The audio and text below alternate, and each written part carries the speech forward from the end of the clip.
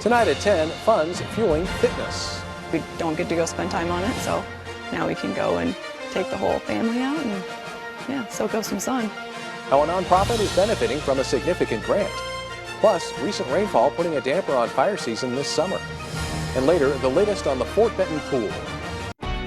From Montana's news leader, this is the MTN 10 o'clock news. Good evening and thank you for trusting MTN for your 10 o'clock news. I'm Tim McGonigal. First tonight. A new charge has been filed against 24-year-old Libby resident Timothy Moore after his 3-year-old son died in May from a gunshot wound in their Libby home. Moore has pleaded not guilty to an amended felony charge of endangering the welfare of a child. That's in addition to negligent homicide and drug possession charges previously filed. On May 27th, law enforcement responded to his home on Granite Creek Road for a child who had been shot. The child later died and Moore was arrested. Moore told deputies he was outside when he heard a popping sound. He said he went inside and found his son holding a firearm with a gunshot wound to the head. Court documents state drug paraphernalia and substances were found inside the home. Moore is being held on a $500,000 bond. His next court appearance is November 17th. Today was the warmest day of the week so far, as high temperatures were in the 80s and the low 90s in most spots. And for a lot of us, these temperatures were anywhere from 5 to 20 degrees warmer than the temperatures were yesterday. We topped out at 86 in Great Falls, 82 was the high in Cut Bank, and 90 degrees was the high temperature in Havre. We are in the mid to upper 60s and low to mid 70s right now, so it's still fairly mild outside. It was also a little bit breezy this afternoon and evening. A few locations did see peak wind gusts at or above 30 miles per hour, and more wind is in the forecast as we head into tomorrow. But right now, just a light breeze in most spots, but it's still a bit breezy along the Rocky Mountain front. Tomorrow, we are going to have very similar weather to today with a lot of sunshine. Most of us will be dry, and it will be a little bit hotter tomorrow than it was today. As we head into this weekend and next week, daily chances of showers and thunderstorms are in the forecast. Now, have a look at your 7-day forecast in a few minutes. It was 1 year ago tonight that storms swept through portions of western and north central Montana, unleashing gusty and damaging winds that downed power lines and toppled trees. And that included the community of Conrad, where one resident found herself narrowly avoiding a dangerous encounter with a falling tree while attempting to put items away from those windy conditions. That tree crashed into the ground just inches from where she stood, cutting power and damaging the gate in her backyard. Now, that storm also knocked out power to thousands of Montanans, and while crews with Northwestern Energy prepared for a major response, no one knew how bad the storm would get. Tonight, MTN's Jill Valley takes a closer look at what it took to get the power back on after the unprecedented storm tore through the Treasure State. Daniel Losh is the Missoula operations manager for Northwestern Energy. He'd been on the job 1 month when Mother Nature ran a freight train of wind right through Missoula. I was out in Florence and we lost power and the winds were pretty severe. So I jumped in my truck to come to the office to see what was going on. And when I pulled into Missoula, I just couldn't believe what I was seeing. But we still didn't know how bad it was. When I arrived at the office, I was actually looking back through my phone and had a text to my wife saying, worst nightmare imaginable for an operations manager. No communications, no internet, obviously no power, but still, Northwestern Energy started dispatching crews to untangle the mess and get replacement poles and lines ready to install. They had to work fast. 44,000 people lost power in 11 minutes when that storm hit the Missoula area. But in 20, 30 minutes, we had 6 crews at the door of the office ready to go and get things, cleaned up as quick as we could. So by 5 o'clock the next morning, we had half the people back on out of the 44,000 that were out. Linemen from around the state responded to Missoula, digging out from a shredded urban forest that complicated the response. We have an incident command system, and right away we had everybody deployed to come over here, to the point of about 250 people. So it was all hands on deck. It would cost Northwestern Energy more than $4 million to fix the damage to its equipment. 115 poles broke and thousands of feet of power line needed replacing. But Every storm has to end sometime. You know, I think the thing that we learned the most was the incident command system that we put together worked. And, you know, we practice it.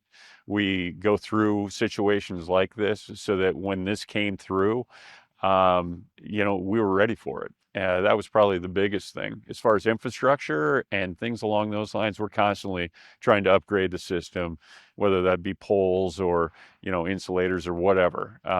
So that's a constant that we're trying to do. You know, I look back at it, and as an operations manager, you never want to experience something like that, but in a way you do, because you kind of want to test your team and test how you can respond to something like that. And I just, looking back at it now, it's a very proud moment to think about how everybody comes together and how it was resolved and how the community really came together. This was a once in a lifetime event, and hopefully we don't see anything like this anytime soon.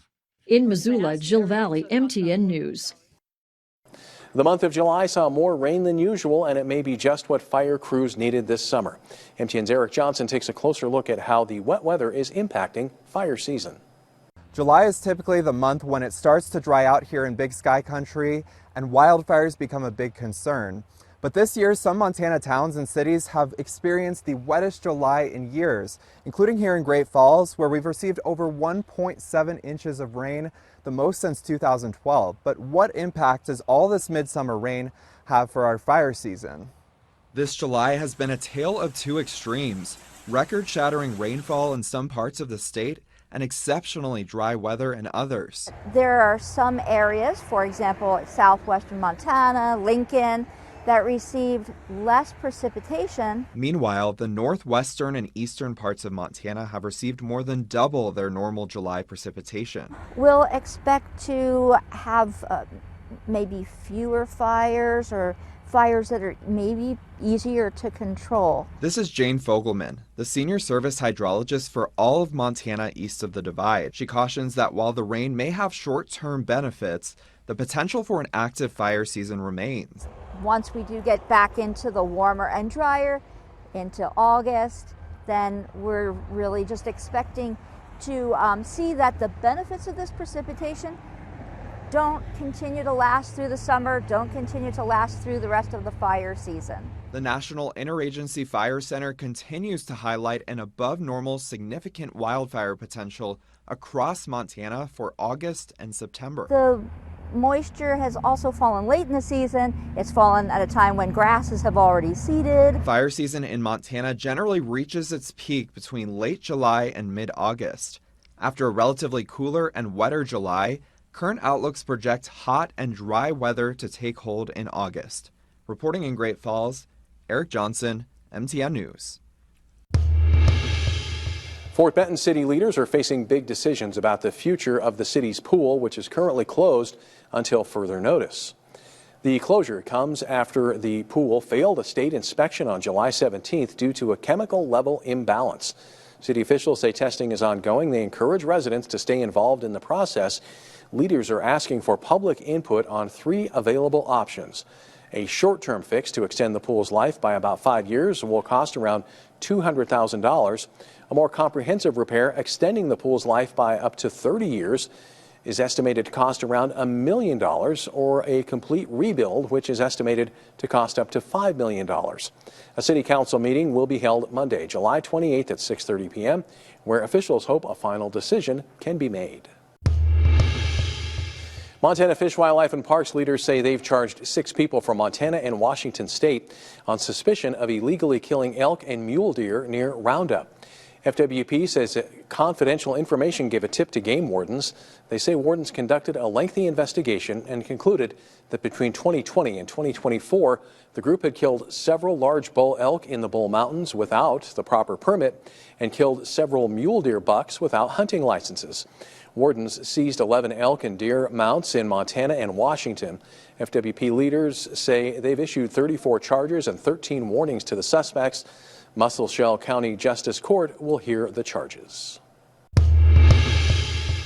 Owning a small business is not for the faint of heart. I'm Holly Furfer, looking into the hidden costs tariffs have on small business owners.